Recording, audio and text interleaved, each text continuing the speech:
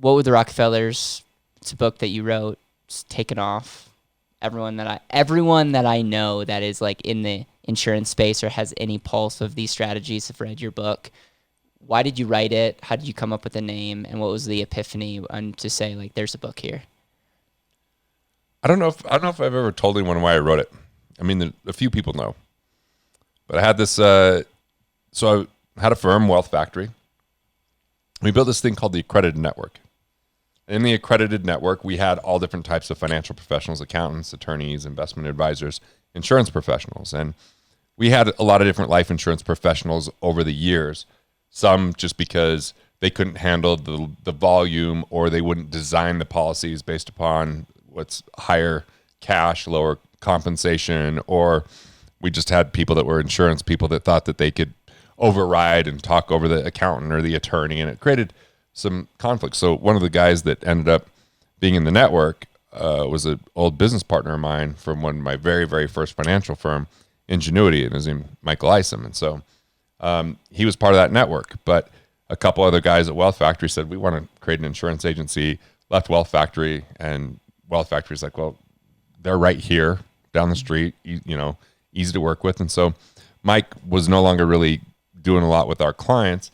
And I thought, well, I'd like to do something with him.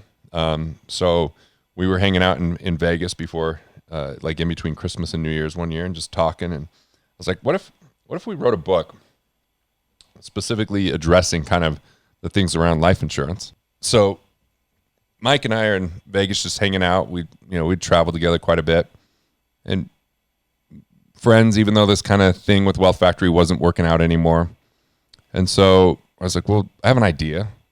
What if we wrote a book? And then you went and spoke, and then you could use the book as a way to educate from, after you speak on stage, because I'd done that with Killing Sacred Cows. And so I just wrote this book to give kind of that education process around the cycle of insurance. That was the initial idea. So I was writing it. We were working with this guy, Michael Levin, who's a ghost writer. And as we were writing it, I was like, I'm just not inspired by writing this book. And I was giving it some thought, and I didn't really know what the title was going to be. And we were making like tremendous progress. Both the Michaels were great, but and one day, this whole notion of like, I look like Jesus, and what would Jesus do? People joke with me about that because of the look, and especially back then when I had less gray hair. And I was like, what would the Rockefellers do? Because I was like studying legacy stuff at the time and studying like estate planning. And there was this woman that was part of the family office for the Rockefellers. I was doing some webinars around the topic, and she's like, that's exactly how they set this up. And we started talking, and I was like, you know what? I should write What Would the Rockefellers Do? Which then took a lot longer for the book to be written. And at first we just printed 7,500 copies or something, hardcover copies. Mike would speak on stage, hand the book out. I'd use the book to book him stages. And, that worked for a couple of years. And then Wealth Factory didn't really love that system. It kind of created a little bit of what are you doing on the side, and why not?